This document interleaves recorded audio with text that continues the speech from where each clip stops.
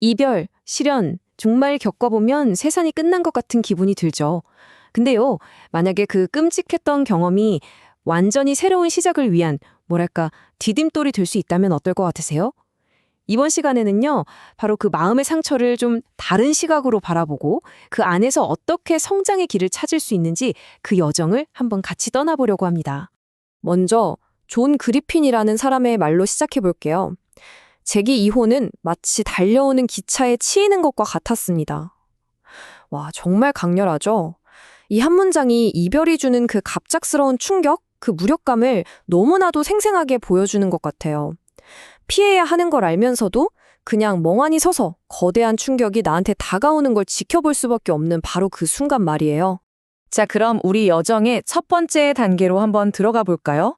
이별이라는 기차가 우리에게 어떤 압도적인 충격을 주는지 그걸 먼저 이해하는 것부터 시작해보죠. 슬픔 전문가인 데이비드 캐슬러가 슬픔에 대해 아주 명확하게 정의를 내렸어요. 그게 뭐냐면 바로 내가 원치 않았던 변화라는 거예요.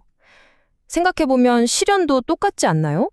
우리가 사랑했던 사람, 함께 꿈꿨던 미래, 그 모든 게 내가 원치 않는 방향으로 확 변해버린 거잖아요. 바로 그게 실연이 주는 슬픔의 진짜 모습인 거죠. 진짜 기차에 치인 직후의 느낌이 딱 이럴 거예요. 내 삶의 전부라고, 진실이라고 믿었던 모든 게 한순간에 무너져 내리는 거죠. 어디에도 닻을 내리지 못하고 그냥 둥둥 떠다니는 느낌? 내가 중요하게 생각했던 가치관, 우선순위 이런 게 다 의미가 없어지고 방향 감각을 완전히 잃어버리는 거예요. 혹시 지금 이런 감정을 느끼고 계신다면요. 그거 정말 지극히 정상적인 반응입니다. 자, 이제 정말 중요한 갈림길에 섰습니다. 이 어마어마한 고통을 과연 어떻게 마주할 것인가?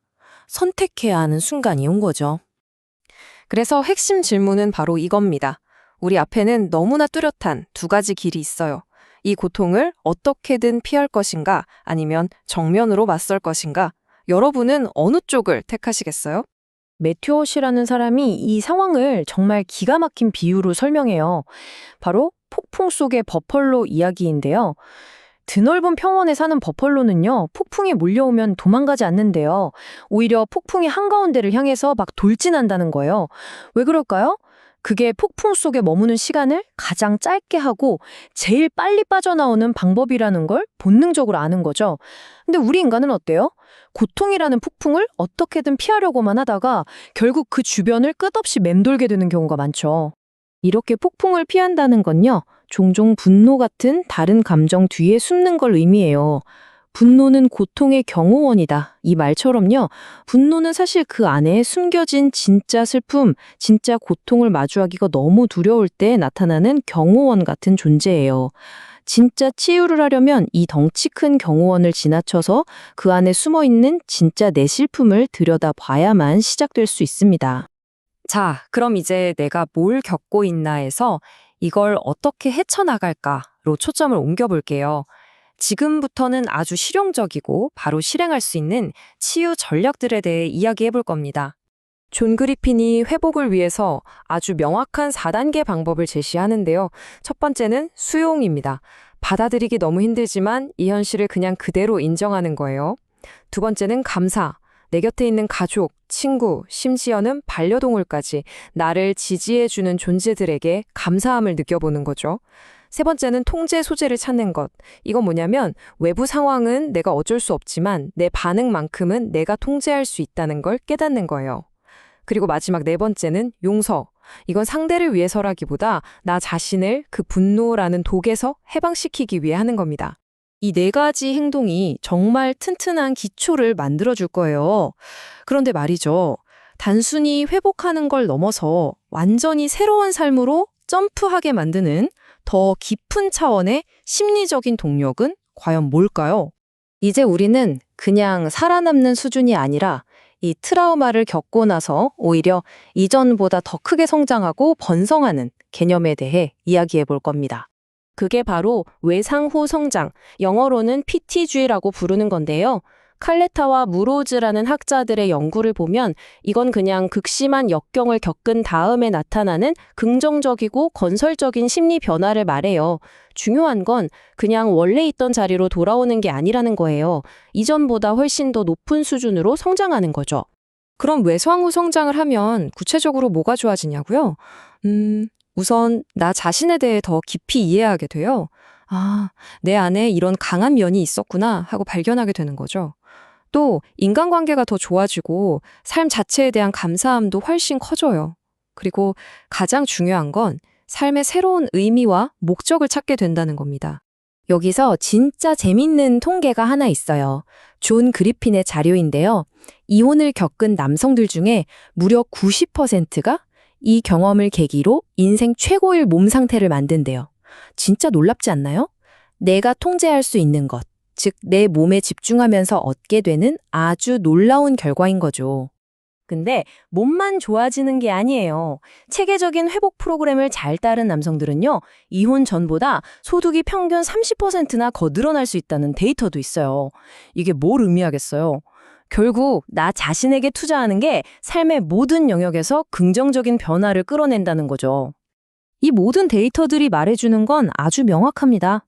외상후 성장은 그냥 잘 될 거야 하는 희망적인 생각이 아니라는 거예요. 이건 과학적으로 증명된 심리 현상이고요. 내 인생 최악의 경험이 오히려 최고의 변화를 만들어내는 강력한 계기가 될 수 있다는 확실한 증거입니다. 칼레타와 무로주의 연구를 보면 이 과정이 아주 간단한 표로 정리돼요. 자, 외상후 성장이 있다고 해서 곧바로 행복해지는 건 아니에요. 그게 아니라 외상후 성장을 통해 자존감이 단단하게 만들어지고요. 바로 이 높아진 자존감이 우리를 주관적 안정감, 그러니까 행복으로 이끌어주는 겁니다.